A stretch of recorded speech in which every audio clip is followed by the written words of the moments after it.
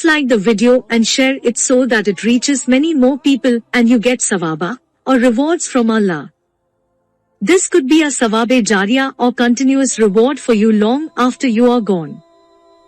Volume 8, Book 76, number 451.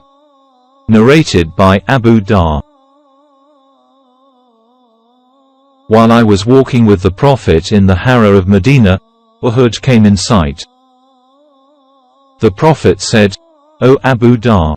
I said, "Labbaik, O Allah's Apostle."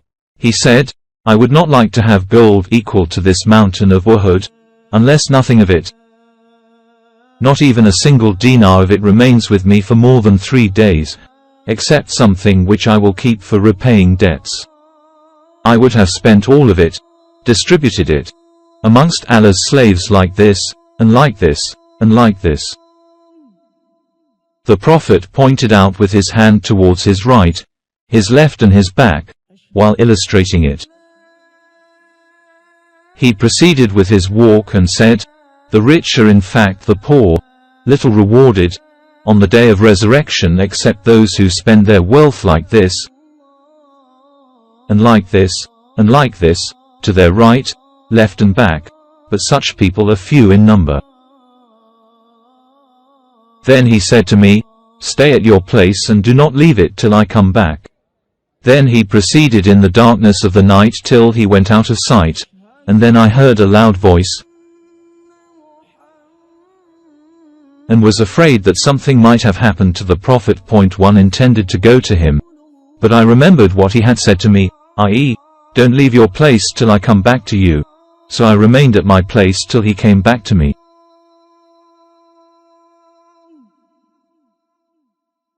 I said, "O Allah's Apostle, I heard a voice and I was afraid." So I mentioned the whole story to him.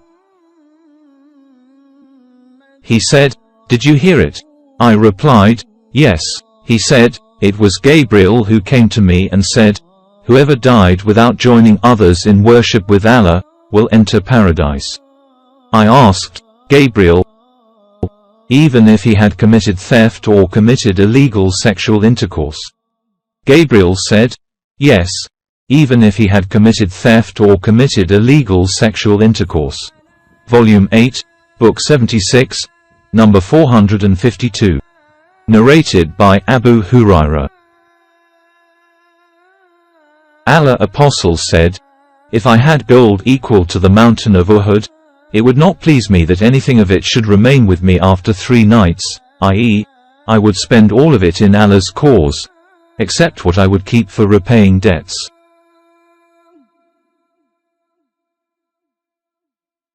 Volume 8, Book 76, number 453. Narrated by Abu Hurairah. The Prophet said, "Riches does not mean having a great amount of property, but riches is self-contentment." Volume 8, Book 76, number 454. Narrated by Sa'al bin Sa'd as-Sa'id. A man passed by Allah's Apostle and the Prophet asked a man sitting beside him, "What is your opinion about this, passer-by?"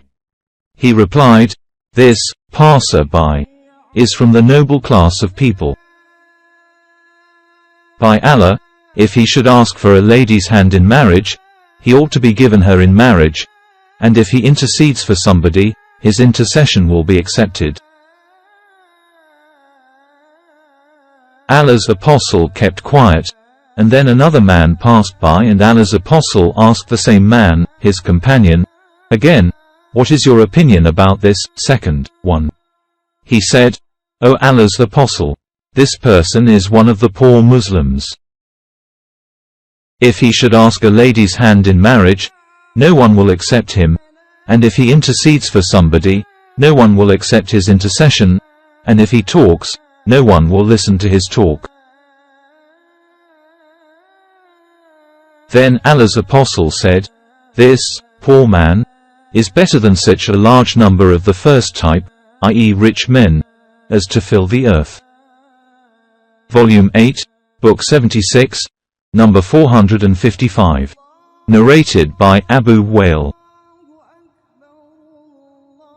We paid a visit to Kabab who was sick, and he said, "We migrated with the Prophet for Allah's sake and our wages became due on Allah. Some of us died without having received anything of the wages, and one of them was Mus'ab bin Umar, who was martyred on the day of the Battle of Uhud, leaving only one sheet to shroud him in. If we covered his head with it, his feet became uncovered, and if we covered his feet with it, his head became uncovered. So the Prophet ordered us to cover his head with it and put some idkir, a kind of grass, over his feet. On the other hand, some of us have had the fruits of our good deed, and are plucking them in this world." Volume 8, Book 76, number 456.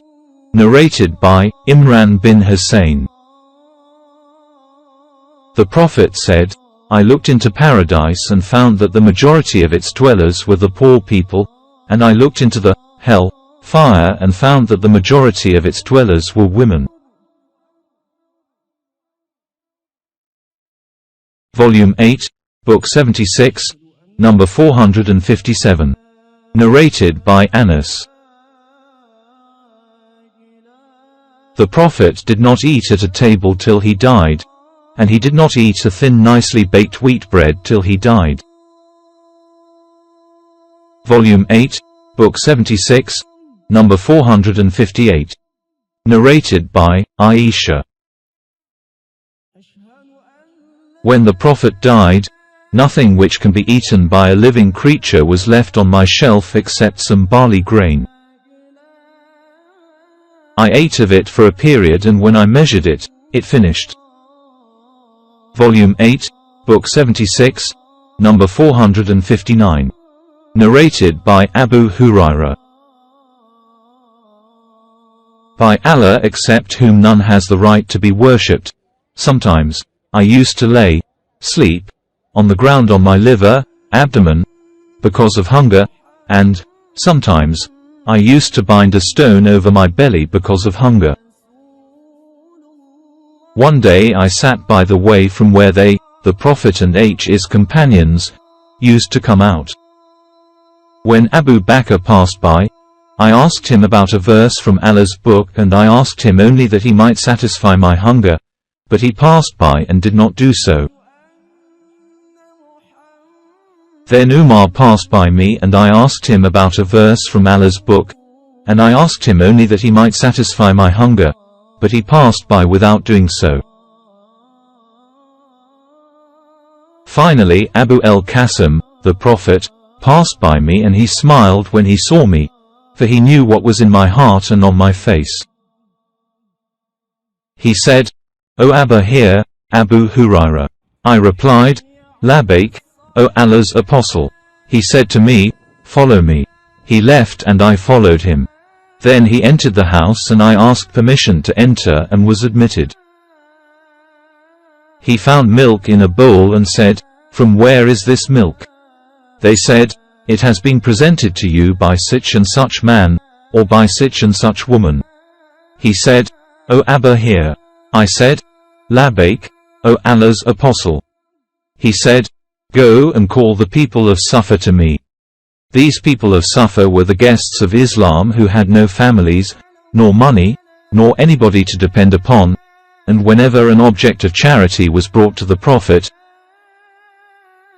he would send it to them and would not take anything from it, and whenever any present was given to him, he used to send some for them and take some of it for himself.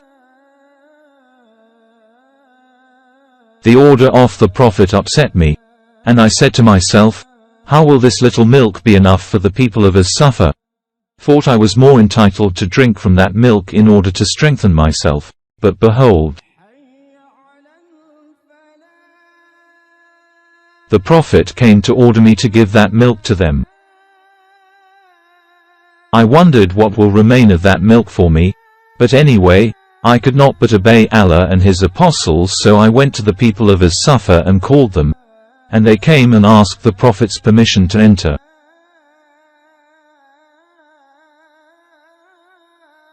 They were admitted and took their seats in the house. The Prophet said, "O Abba, here."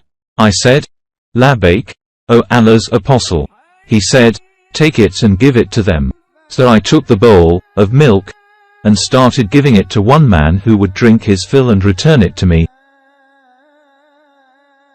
Whereupon I would give it to another man who, in his turn, would drink his fill and return it to me, and I would then offer it to another man who would drink his fill and return it to me. Finally, after the whole group had drunk their fill, I reached the Prophet, who took the bowl and put it on his hand, looked at me and smiled and said, "O Abba, here." I replied, "Labbaik, O Allah's Apostle." He said, "There remain you and I." I said, "You have said the truth, O Allah's Apostle." He said, "Sit down and drink." I sat down and drank. He said, "Drink," and I drank. He kept on telling me repeatedly to drink, till I said, "No. By Allah who sent you with the truth, I have no space for it in my stomach." He said, "Hand it over to me."